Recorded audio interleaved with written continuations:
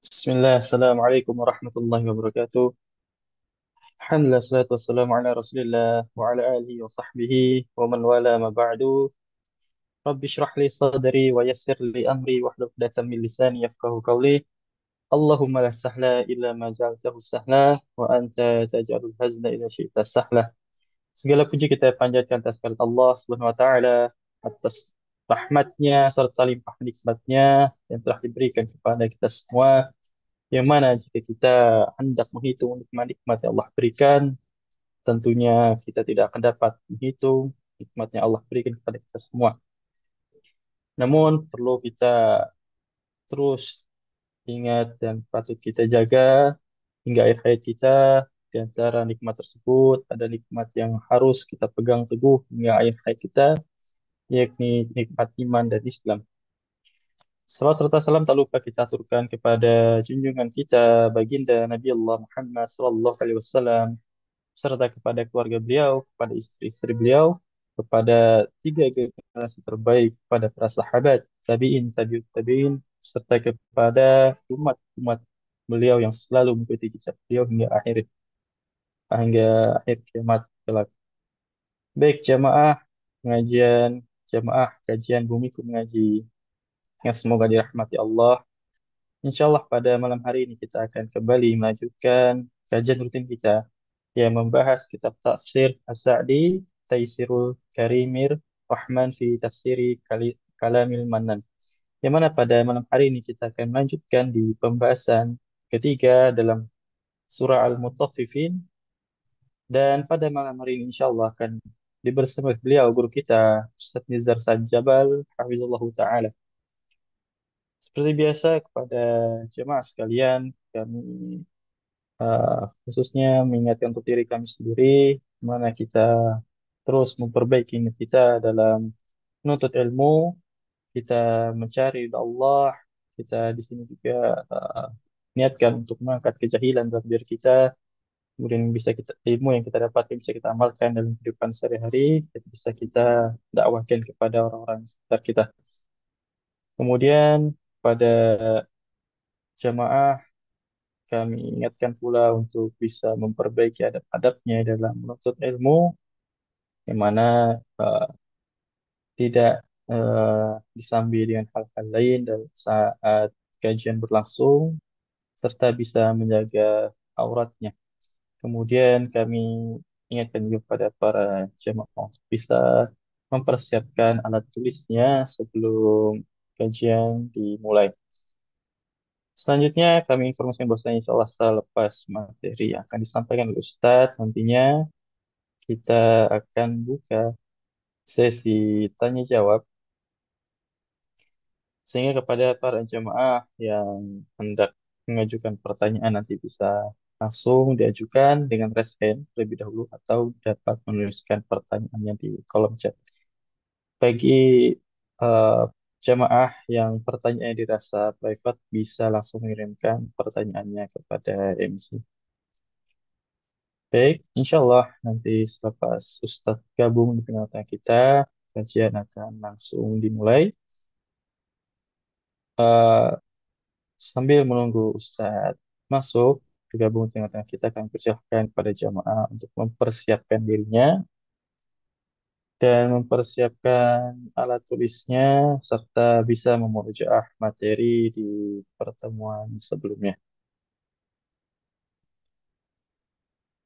Baik, kita sambil menunggu Ustadz karena waktu Isya ya, mepet, jadi qadarullah agak mundur waktu mulainya.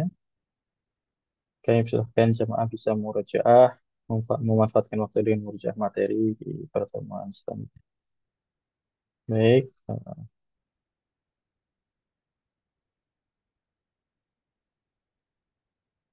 insya Allah nanti setelah saya konsultasikan langsung kita mulai. Barakallahu fikum. Bismillahirrahmanirrahim. Assalamualaikum warahmatullahi wabarakatuh. Alhamdulillah. Wassalatu wassalamu ala rasulillah wa ala alihi wa sahbihi wa ba'd. Kita di surat Al-Mutaffifin. pada pertemuan lalu kita jelaskan makna dari al-mutaffif. Mutaffifin ini bentuk jamak, tunggalnya adalah mutaffif, berasal dari akar kata at-tatfif. Di sini para ulama sekedar mengulang ya. Para ulama menjelaskan makna al-mutaffifin antara mereka yang memaknai dengan makna khusus spesifik, makna spesifik ya, dengan mereka yang memaknai dengan makna yang lebih umum lagi. Mereka yang memaknai dengan makna umum mengatakan mutaffif ini adalah seseorang yang tidak memberikan hak orang lain, tetapi dia menuntut haknya untuk diperoleh dengan cara yang sempurna. Secara umum begini, penjelasannya secara umum seperti itu.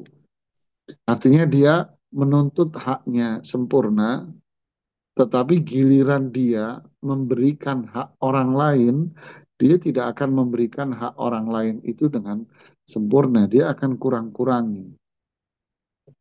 Ibaratnya kemarin yang saya contohkan, mutafif itu ibarat orang kalau dia menuntut haknya itu ingin lebih.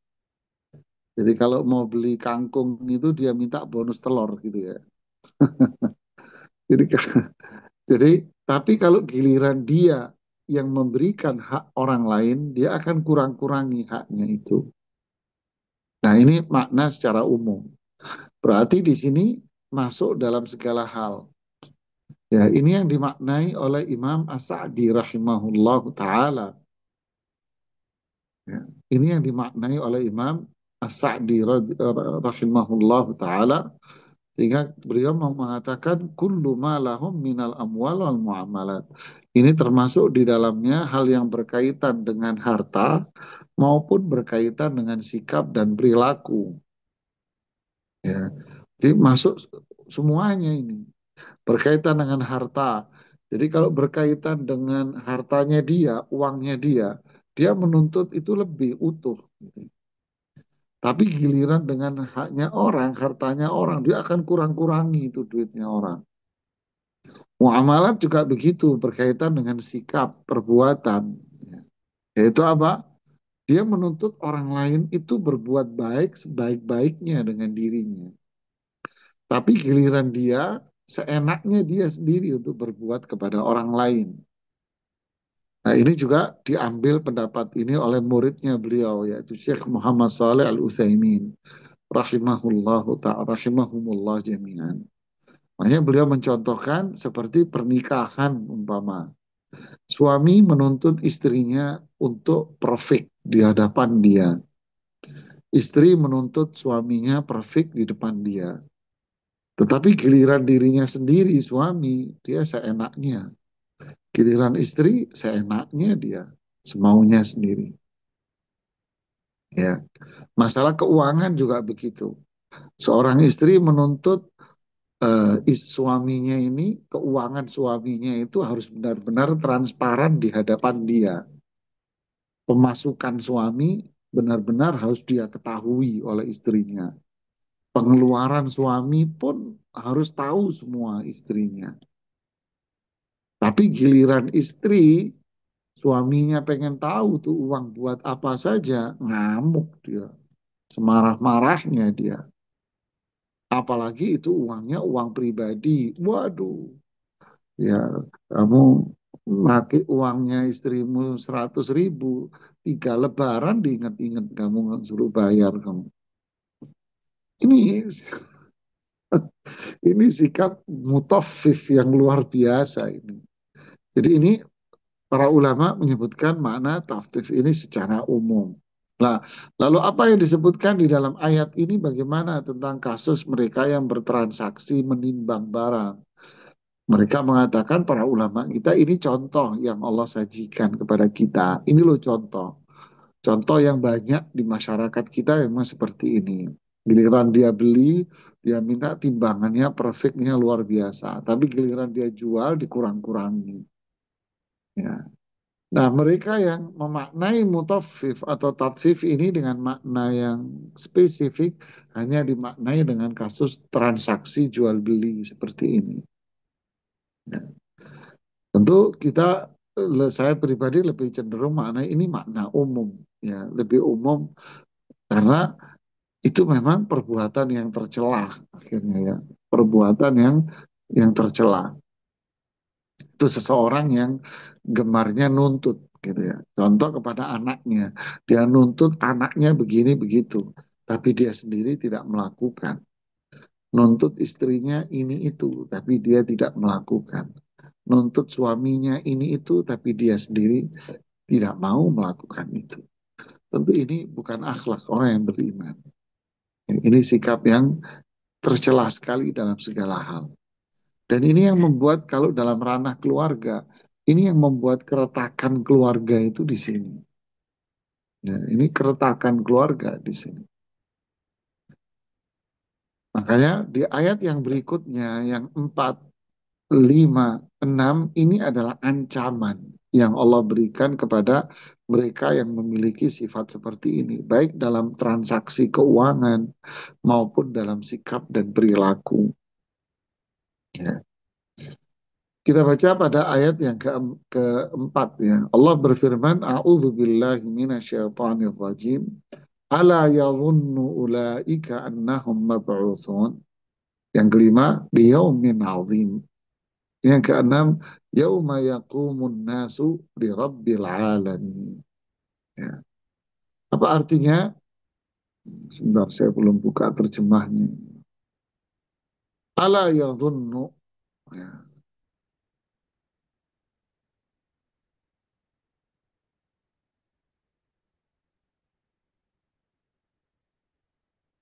Ya. Ayat yang keempat. Ala yadhunnu ulaika annahum mab'utsun. Terjemahan bakunya di sini, tidaklah mereka itu mengira bahwa sesungguhnya mereka akan dibangkitkan liyaumin azim, pada satu hari yang sangat besar, yaitu yauma yaqumun nasu li rabbil alamin, yaitu pada hari ketika semua orang bangkit terhadap Tuhan seluruh alam semesta. Ya. Apa maknanya di sini? Imam As-Sa'di rahimahullah ta'ala mengatakan, "Tsumma tawa'ada ta'ala al-mutaffifin." Kemudian Allah Subhanahu wa taala mengancam mereka-mereka yang memiliki sifat tatfif, menuntut tapi tidak mau dirinya mengerjakan. Wa ta'ajjaba min halihim wa iqamatihim ala ma hum alaih. Allah melihat ini adalah hal yang sangat buruk ya, di mana mereka masih saja tetap melakukan hal itu. Ya, min halihim, kondisi mereka masih aja tetap seperti itu. Wa iqamatihim ala ma hum alaih, dan mereka masih mempertahankan kebiasaan buruknya itu.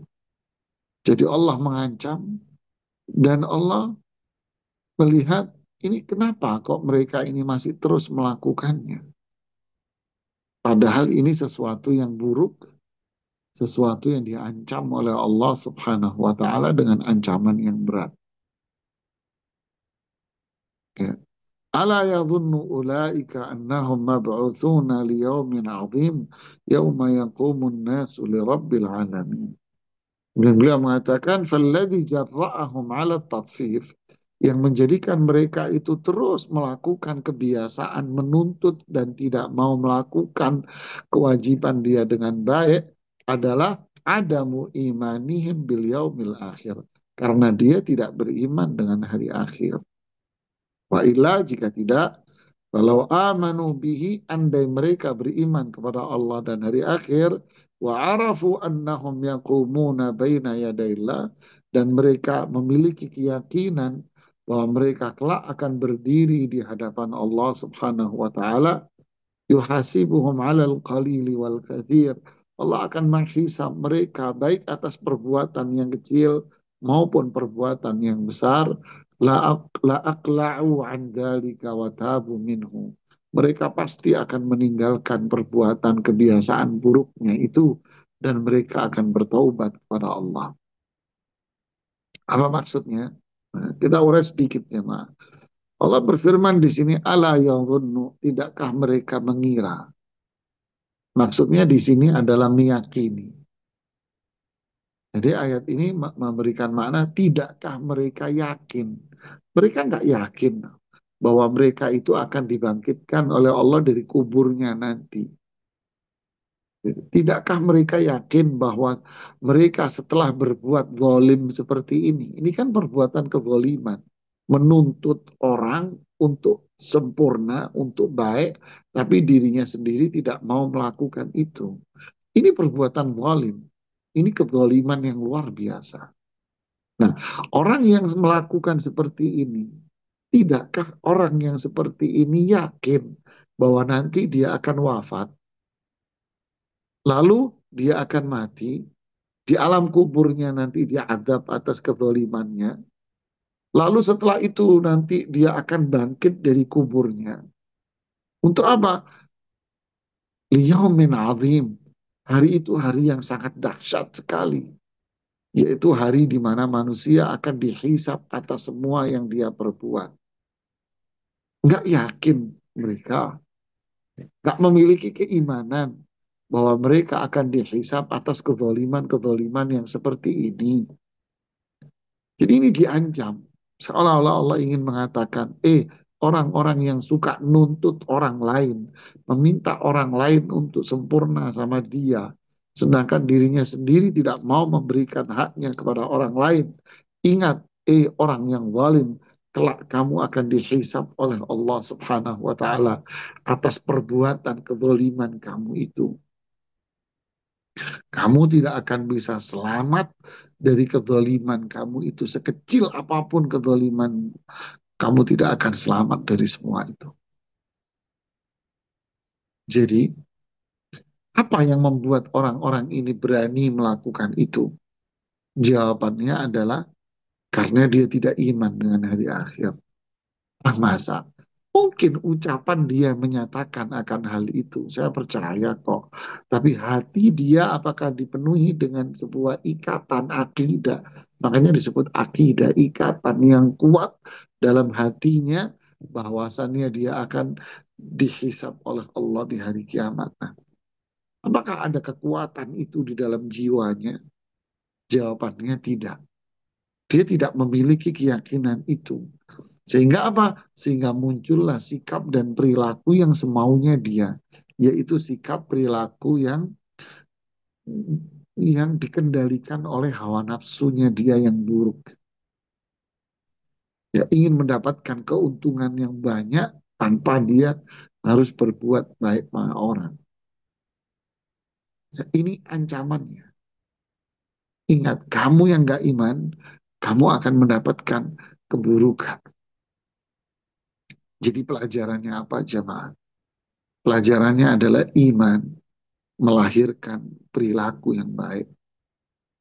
Semakin kuat keimanan seseorang yang ditanam di dalam hatinya, maka iman itu akan melahirkan perilaku yang baik.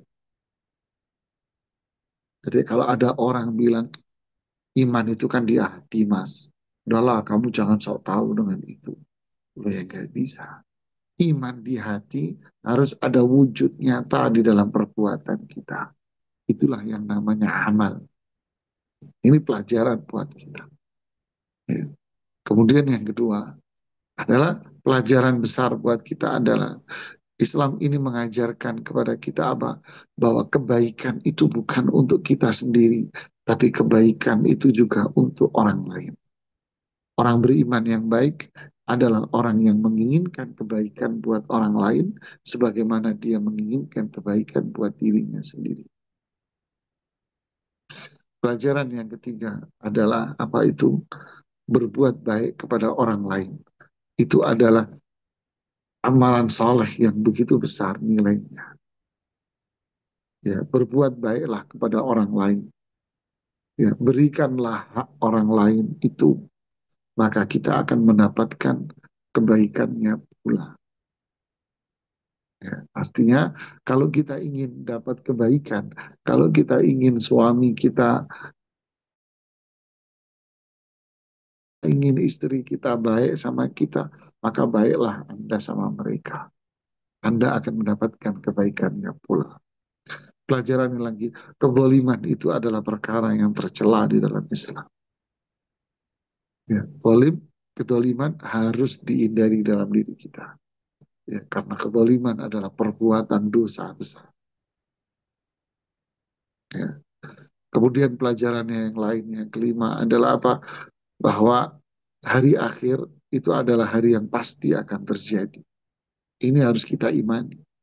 Pelajaran yang lain adalah hari akhir itu adalah hari di mana setiap orang akan mendapatkan balasan dari apa yang telah dia perbuat. Kalau itu baik, dia mendapatkan balasan kebaikan yang begitu besar. Kalau itu buruk, dia akan mendapatkan balasan keburukannya pula. فَمَنْ يَعْمَلْ مِثْقَالَ ذَرَّةٍ خَيْرًا يَرَهُ. Kalau itu baik, ya Anda akan mendapatkan balasannya. Kalau itu buruk, فَمَنْ يَعْمَلْ مِثْقَالَ ذَرَّةٍ شَرًّا. Hingga faedahnya apa? Itulah yang di atas tadi pelajaran. Ya. Jadi hari akhir adalah hari hisab. Ini yang harus kita yakini pada diri kita semuanya. Inilah pelajaran yang berarti buat kita semuanya di ini. Kemudian pelajarannya lagi bisa kita ambil. Berarti apa? Segala sesuatu yang diancam oleh Allah, berarti itu hukumnya haram jemaah. Setiap perbuatan yang diancam oleh Allah dengan adab seperti ini, ya berarti ini menunjukkan bahwa perbuatan itu hukumnya haram. Yang harus kita hindari, jangan main-main dengan itu semuanya. Kemudian berikutnya, bahasan berikutnya adalah tema yang berbeda. Pada ayat yang ke-7 ini temanya sudah berbeda. Temanya adalah bicara tentang kelompok manusia, di mana nanti di hari kiamat manusia itu terbagi menjadi dua kelompok. Ada kelompok yang fujar, ada kelompok yang abrar. Al-fujar adalah manusia-manusia yang jahat, manusia-manusia yang buruk, sedangkan al-abrar adalah lawannya, mereka yang berada dalam kebenaran dan kebaikan. Nah, dimulai pada ayat ke-7, Allah sebutkan kelompok yang pertama, yaitu kelompok al-fujjar, mereka yang berada dalam kejahatan. Allah mengatakan, kalla inna kitab al-fujjari lafi sijjin. Ya, terjemahnya, sekali-kali jangan begitu. Sesungguhnya catatan orang yang durhaka benar-benar tersimpan dalam sijjin. Tersimpan dalam sijjin. Imam As-Sa'di berfirman, kalla inna kitab al-fujjar. Beliau bicara dipenggal sama beliau. Ayat ini penggalan pertama, kalla inna kitab al-fujjar. Nanti yang kedua baru lafi sijjin. Akan bicara sijjin nanti beliau. Apa yang dimaksud sungguh? Eh, sekali-kali jangan. Sungguh catatan orang-orang yang fajir. Wahada syamilun likulli fajirin min anwa'il kafara wal munafiqina wal fasiqin. Ini bersifat umum, mencakup semua orang yang berbuat kejahatan, yaitu berbagai macam bentuk kekafiran, kemunafikan, dan orang-orang fasik. Artinya di sini Imam As-Sa'di ingin menjelaskan siapa yang dimaksud dengan orang fajir di sini. Ya, siapa orang fajir di sini yang dimaksud di sini? Nah, di sini Imam As-Sa'di ingin menjelaskannya bahwa yang dimaksud dengan fajir atau orang-orang yang jahat di sini adalah siapa? Dia mengatakan fajir di sini adalah orang-orang yang jahat, yaitu notabene adalah orang-orang kafir. Jadi al-fajir adalah orang-orang kafir di sini. Dengan berbagai macam bentuk kekufuran-kekufurannya. Ya.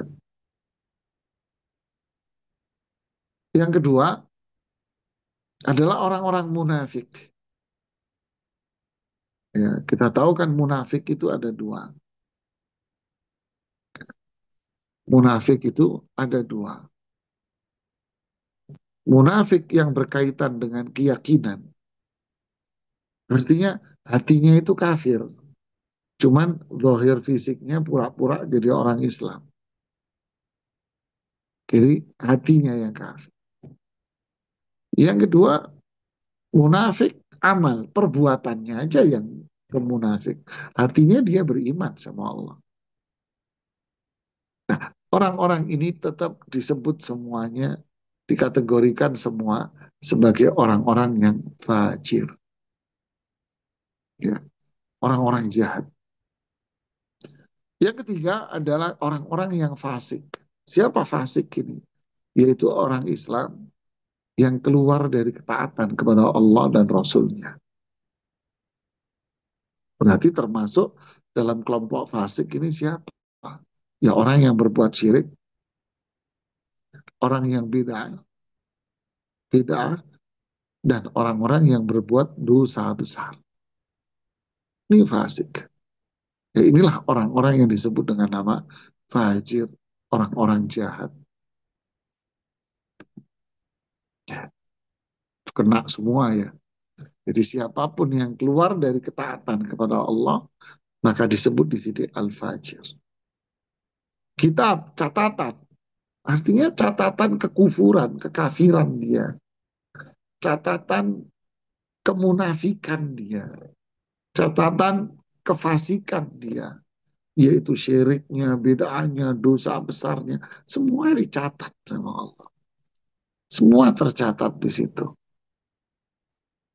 Semua tercatat. Di mana? La fi sijjin. Wa ma adraka ma sijjin. Kitabun marhum. Dan tahukah engkau apakah sijjin itu? Tempat di mana catatan mereka ini berada. Kitabun marhum itu adalah kitab yang berisi catatan amal. Ibnu Katsir mengatakan yaitu kitabun madhkurun fihi a'maluhumul khabithah. Itu adalah lembaran-lembaran catatan, lembaran-lembaran buku yang berisi apa? Amalan-amalan mereka yang buruk. Kekafiran tadi, kemunafikan, kefasikan, syirik, bid'ah, maksiat, dosa besar, semua tercatat di sana. Kitab itu. Sijin, yaitu makna asli sijin itu adalah al-mahallud dayyikud dank, kata beliau, yaitu tempat yang sangat sempit sekali. Tempat yang sangat sempit. Sijin ini lawan dari illiyin. Inna kitabal abrari lafi illiyin. Yaitu tempat yang sangat luas illiyin. Lawannya. Yang nanti akan dijelaskan, kata beliau.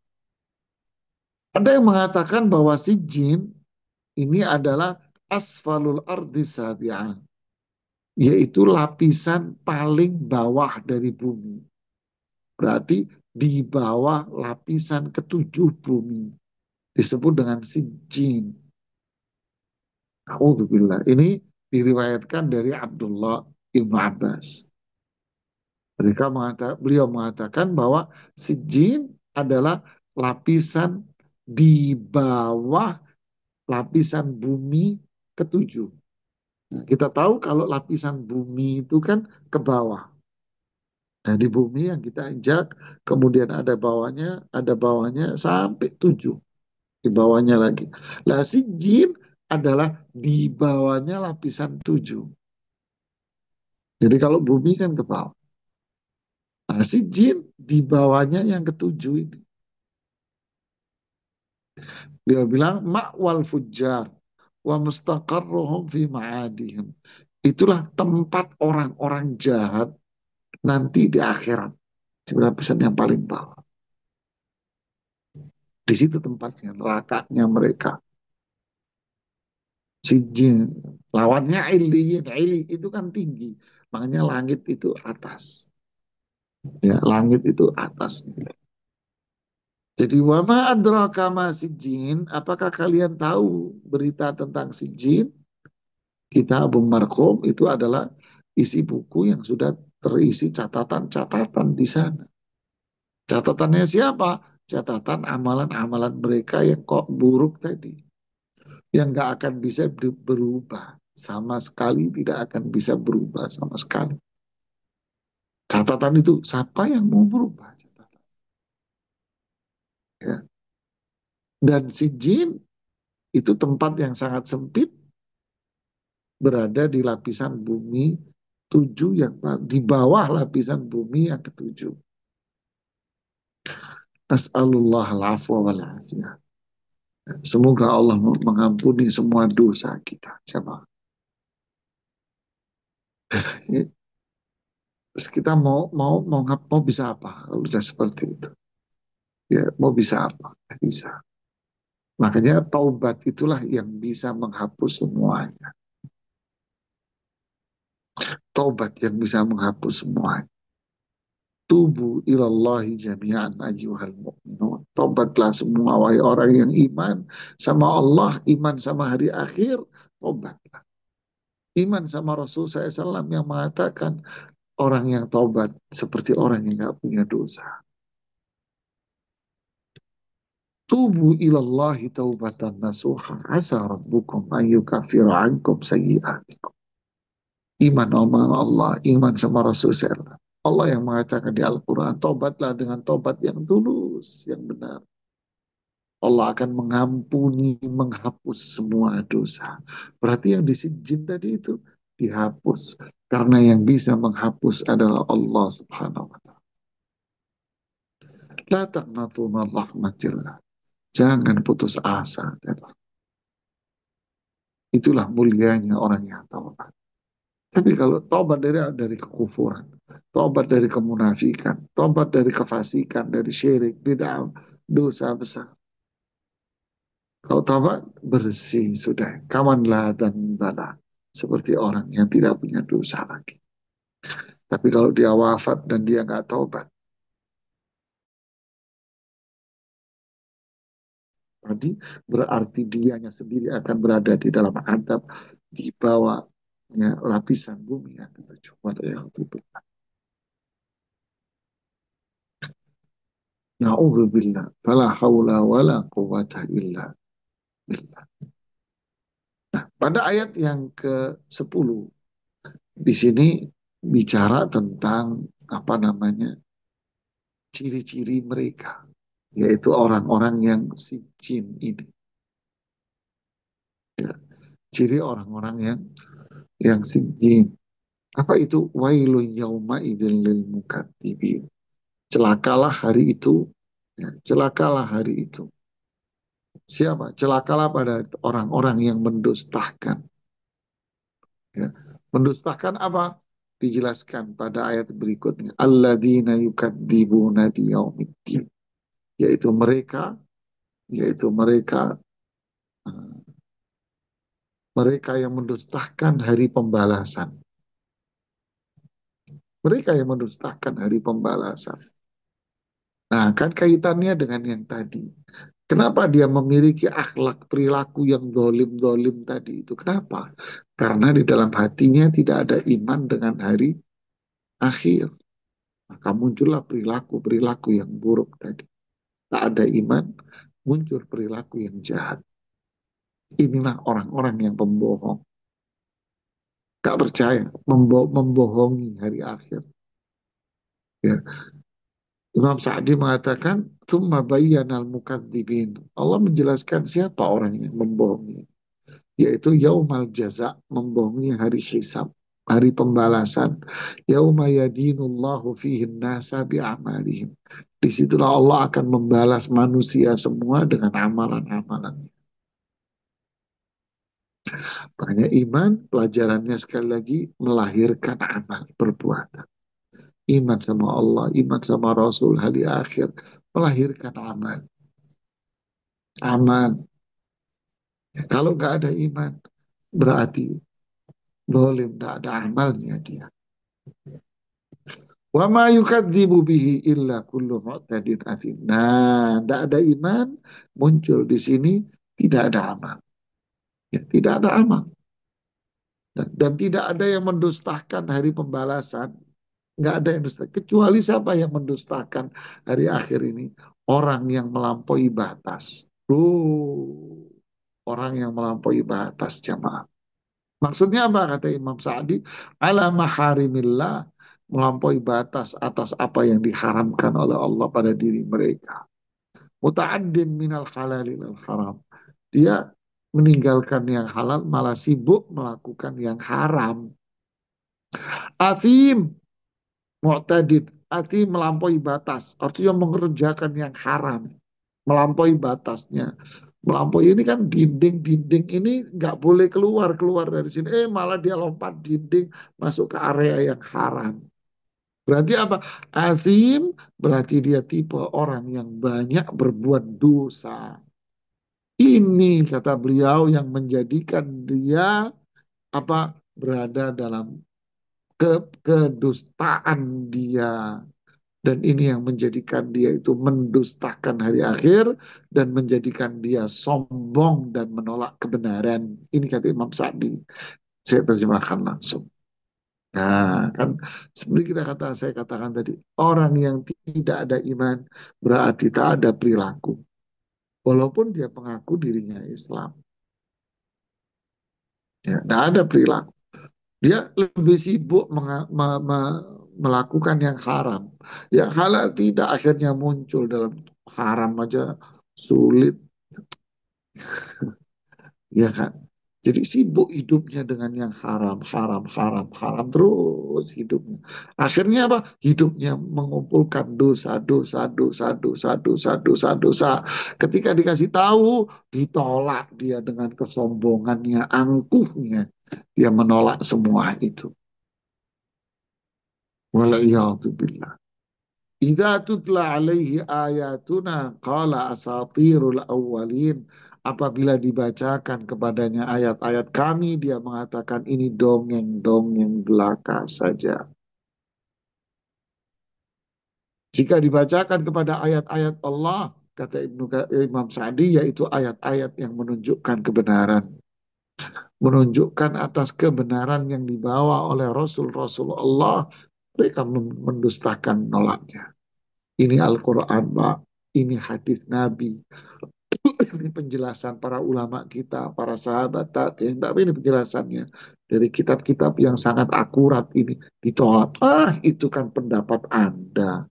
Wah, itu cerita orang dulu yang tidak sesuai dengan konteks dan fenomena masyarakat modern. Waduh, terus dah ngomongnya ngaco terus. Asatirul awwalin. Ini cerita orang-orang dulu, berita orang-orang lama yang sudah itu sudah bukan zamannya lagi. Cerita itu bukan zamannya, zaman Siti Nurbaya. Zaman kalau dalam sejarah dulu kita mengenal apa katanya zaman batu kata mereka. Nah, di sejarah kan dibahasakan itu oleh penulis-penulis liberal ini dulu. Apa itu zaman batu? Masa cerita para nabi dan rasul dibilang zaman batu? Nah, itu aja kan. Jadi bohong-bohongin gitu kan. Ini cerita zaman batu. Oh, ini hukumnya itu zaman dulu. Oh, jilbab. Itu cerita istri Nabi, cerita orang dulu yang sekarang harus. Oh, riba. Riba itu zaman Abu Jahal. Sekarang sudah berubah. Dan seterusnya ditolak sama mereka. Hukum-hukum Allah, Al-Quran, hadis. Jadi Al-Quran ini harus dimaknai dengan konteks sekarang. Disesuaikan Quran dengan sekarang. Haji, lihatlah. Jadi bukan manusia yang harus menyesuaikan hukum Allah, tapi Qurannya yang harus dipaksa menyesuaikan manusia. Hadis Nabi yang harus disesuaikan dengan manusia. Kalau nggak cocok ya harus dicocok-cocokin. Inna lillah wa inna ilaihi raji'un. Inilah tipe mereka yang tidak beriman kepada Allah. Tapi kalau giliran orang-orang ini doa minta sama Allah, Rabbana atina fid dunya hasanah. Waduh, giliran minta surga doanya. Tapi giliran suruh berbuat, waduh ditolak-tolak, ditawar-tawar tuh Al-Quran, disesuaikan dengan cok gali cok pikiran dan perasaan dan keinginan pribadi.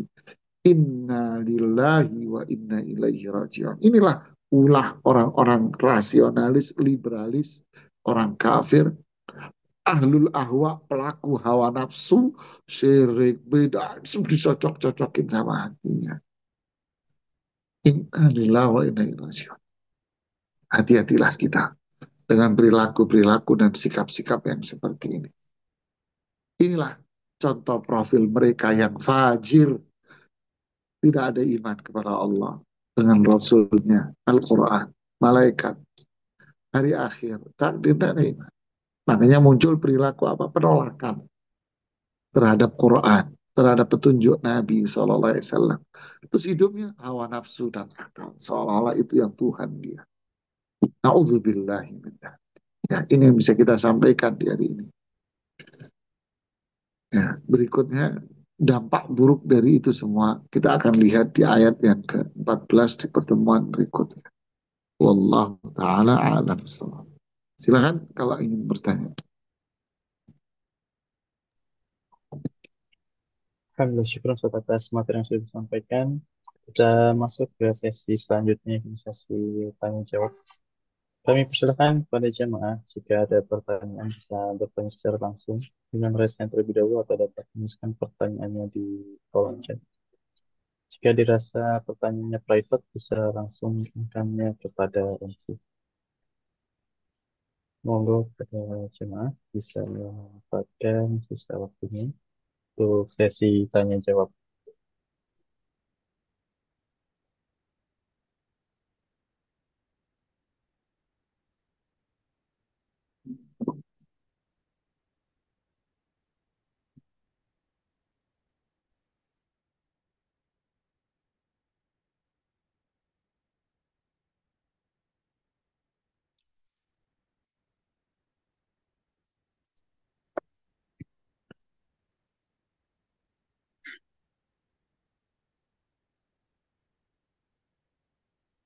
Kayaknya aman ini, nggak Baik, ada yang nanya. ada satu orang yang present, Ustaz. Ya, silakan. Baik, Tafadhol. kami persilakan kepada dia. Assalamualaikum warahmatullahi wabarakatuh. Waalaikumsalam warahmatullahi wabarakatuh. Saat kan kita sering mendengarkan ya bahwa Allah itu memberi hidayah kepada yang Dia kehendaki dan tidak dan menyesatkan kepada yang Dia kehendaki. Itu maksudnya bagaimana, Ustaz? Ini Iya. kan sering banget, iya. Itu maksudnya bagaimana, Ustaz? Apa apa apa itu Sebelum tergantung saya dari sebelum sebelum saya jawab, saya nanya dulu sama Anda. ya Anda umpama hari itu membawa hadiah yang banyak. Oke?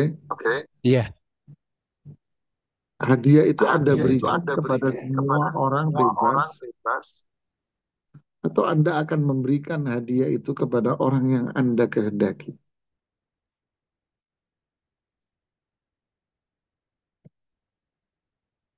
yang dikehendaki, Ustaz, yang dipilih. Yang Anda pilih. Iya. Berarti yang Anda kehendaki itu kan Anda pilih. Iya, Ustaz. Oke. Apa kriteria orang yang Anda pilih ini? Ada Hmm, kriterianya atau tidak ada kriteria? ada, Ustaz. Ada kan berarti kan? Ada, iya. Yang menentukan kriteria siapa? Anda atau saya?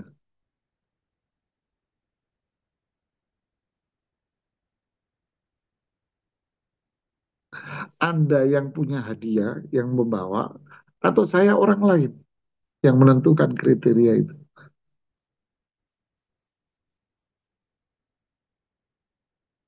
Gimana Mas? Oh, ya yang nentuin saya Ustaz, kriterianya. Anda kan? Nah, Oke, iya. udah selesai pertanyaan. Tapi itulah gambarannya. Allah memberikan hidayah kepada orang yang dikehendaki, yang diinginkan. Pertanyaan, siapa orang yang diinginkan sama Allah? Adalah orang yang memenuhi kriteria. Kriterianya siapa? Kriterianya Allah.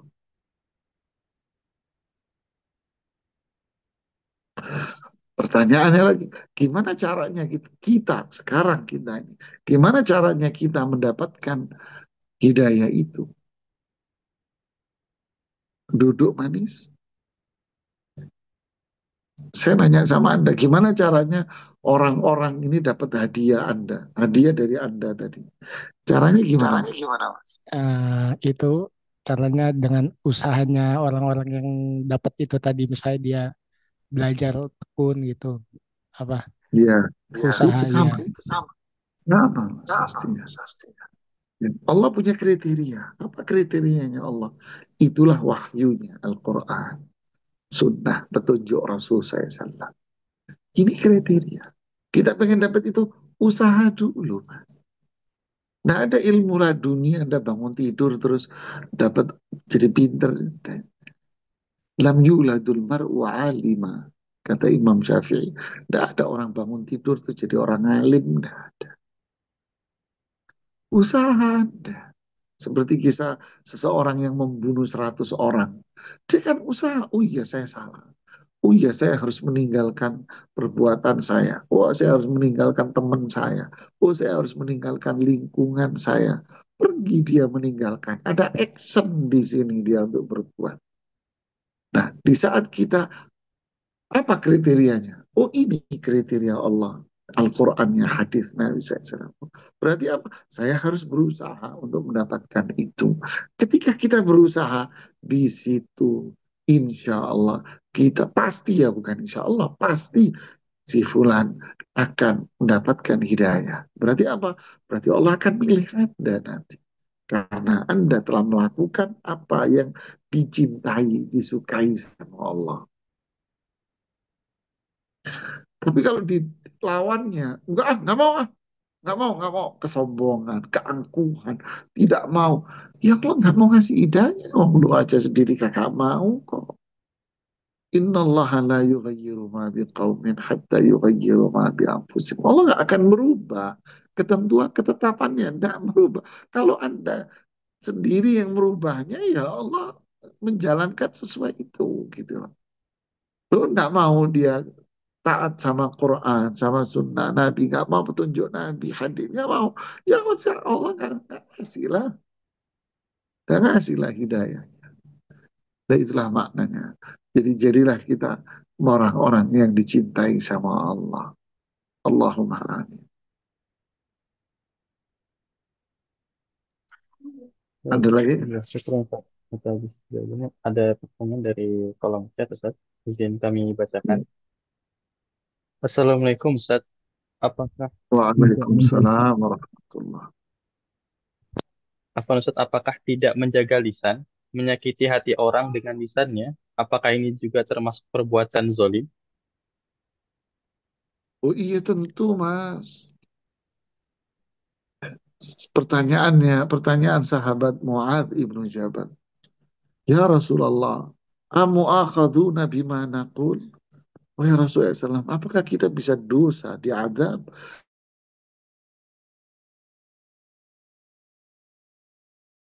dengan bahasa tegas? Akhirat kamu, hati-hati kamu wahai Mu'ad. Kamu bisa binasa lu wahai Mu'ad. Fahal yakubun nasu finnari ala manakhirihim illa hasaidu alsinatihim. Hati-hati kamu wahai Mu'ad. Kamu bisa binasa lu. Bukankah manusia itu dilemparkan oleh Allah kepalanya dulu, ditunggingin sama Allah kepalanya dulu? Semua itu karena apa? Buah dari mulutnya. Lihat, berarti manusia bisa masuk neraka gara-gara apa? Mulutnya dia. Mulutnya dia. Innal abda la yatakallamu bi kalimatin min sakhatillah yahwi biha fin nari sab'ina kharif. Seorang hamba berbicara dengan satu kalimat kata-kata yang membuat Allah murka dengan kata-kata itu. Karena apa? Karena tidak sesuai dengan kriteria Allah. Karena dia menjalankan apa yang dilarang, dimurkai Allah, malah diucapkan. Yahwi biha. Dia akan masuk ke dalam neraka gara-gara mulutnya itu sedalam 50 tahun lamanya. Dalamnya, hati-hati. Makanya Rasulullah SAW bilang, man kana yu'minu billah wal yawmil akhir. Nah, dikaitkan lagi sama iman kepada Allah. Dikaitkan lagi sama iman dengan hari akhir ini. Hendaknya dia mengucapkan kata-kata yang baik. Dia ucapkan kata-kata yang baik. Wallahu ta'ala alam sawab. Alhamdulillah, syukran atas jawabannya. Nampaknya sudah tidak ada yang bertanya, Ustaz. Mungkin kita akhiri, Ustaz, untuk kajian malam hari ini. Ya, Alhamdulillah ini yang bisa kita sampaikan. Semoga bermanfaat buat kita semuanya. Jazakumullahu khairan wa barakallahu fikum. Semoga bermanfaat dan melahirkan iman dan amal saleh buat kita semuanya. Subhanakallahumma bihamdika asyhadu an la ilaha illa anta astaghfiruka wa atubu ilaik. Assalamualaikum warahmatullahi wabarakatuh. Waalaikumsalam warahmatullahi wabarakatuh. Syukran wa jazakumullah khairan kepada Ustaz atas materi yang disampaikan pada malam hari ini serta jawaban dari pertanyaan para jamaah. Dan ucapkan jazakallah kepada para jamaah yang sudah dapat hadir di kita pada malam hari ini. Semoga apa yang sudah disampaikan oleh Ustaz tadi menambahkan ketakwaan kepada diri kita serta menambahkan ilmu sehingga bisa kita amalkan dalam kehidupan kita sehari-hari. Mari kita tutup kajian kita pada malam hari ini dengan doa kafaratul majelis. Baik. Baik, kami selaku panitia untuk kekurangan maaf jika terdapat kekurangan dalam penyelenggaraan kajian kita pada malam hari ini. Kami pamit undur diri. Wassalamualaikum warahmatullahi wabarakatuh. Kami persilakan kepada jemaah boleh leave dari meeting. Barakallahu fikum.